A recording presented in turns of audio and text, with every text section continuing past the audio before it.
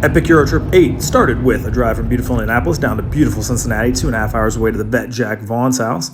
Upon arrival, we Tetrised our bags, including our merch bag and a bag where he had to take a championship with him. Last year, the vet joined me for his first international adventure, and this year, Aaron Williams joined the both of us for his first international adventure. Very overdue. We started from CVG Airport, got through security easy enough, hung out for a little while. Then we crammed into row number 33, which is way too big for the amount of meat that we had to contain in it. The flight lasted about 8 hours and 5 minutes, and we did what we could. Finally landed at London Heathrow Airport. Had the easiest customs experience in my entire life. It took a whole 60 seconds. It was automated.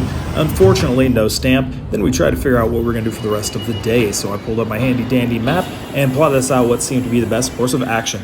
A few blocks away from Paddington Station, we found a really fancy coffee shop because that's just the thing we do. Chilled out there for a little bit. Then we went ahead and started our walk. Came across Paddington Bear, just hanging out. We hit ourselves Hyde Park.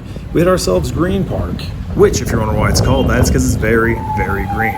Saw Wellington Arch, then kept going down the road. Saw ourselves Buckingham Palace, which, by the way, when I was there a few years ago, I fell asleep outside of in Green Park. And somehow none of the people harassed me, so I got to spend the whole night there and save a few dollars. After that, a little bit of a walk, saw Big Ben and Parliament. Now, I have seen Big Ben twice in my life, 2014 and 2018, and both times it was under heavy-duty construction. So it was really sweet to see that beautiful tower not under construction for a change. I'm very happy that the boys entrusted this tour to me because I've done this a few times. Oh, by the way, we all three chose shoes that we thought would be proper for walking around London, but were not. So, as our feet began to blister, we decided how we were going to wind down our day. I whipped open the map one more time to see where we were, and I came across something that said the Graffiti Tunnel. Having no idea what it was, I said we had to go check it out.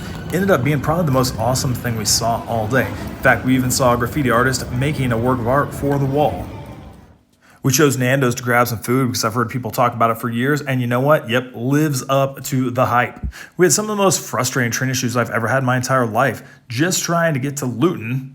But that'll be a 3 or 4 minute video in itself when the boys finally decide that we want to do it. Finally got to our hotel for the night, and very thankful the employees no-sold 3 people, totally went in a room booked for 2. Also, I think room 205 used to double as a broom closet. Given the super long travel day and the frustrating stuff at the very end, it took the boys about 30 seconds to pass out.